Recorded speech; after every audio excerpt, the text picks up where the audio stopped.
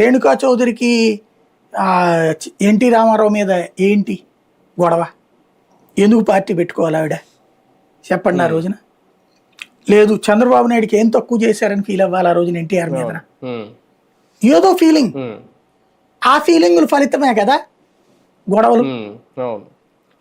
కేసీఆర్కి చంద్రబాబు మీద ఏంది కోపం? ఎంత పెద్ద పదవులు ఇచ్చాడు, బట్ డిప్యూటీ స్పీకర్ ఇవ్వడం ఏంది, మంత్రిగా ఇచ్చినోండి నాకు అనేటటువంటి ఫీలింగ్.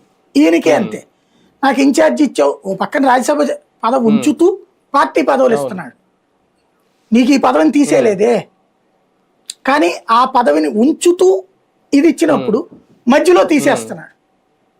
ఎందుకని? ఈయన స్ట్రీమ్ లైన్ చేసేటప్పుడు పక్కన ఎవడో చెప్పి చెడగొడుతున్నాడు అనేటట్టు, అవమానిస్తున్నాడు అన్నటువంటిది. అది నిజంగా జగన్ కూడా ఆలోచించి ఉండాల్సింది, మనం ఇవ్వడం తీసేయడం ఏంటనేది. మేబీ ఇతనికి సైకలాజికల్గా హర్ట్ అయిన పాయింట్ ఒకటే,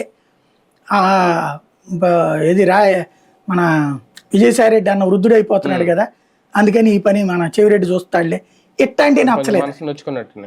అది హ్యూమిలియేషన్ కింద ఫీల్ అవుతాడు. పదవి ఇచ్చి తీసేయడం కూడా అది ఇంకెవరికి జరగల, ఆ విషయంలో ఒప్పుకోవాలి. అది ఇవ్వడం 4 రోజులు పోతే తీసేసి మళ్ళీ వేరే వాళ్ళకి ఇవ్వడం లాంటివి అవి నచ్చలేదు.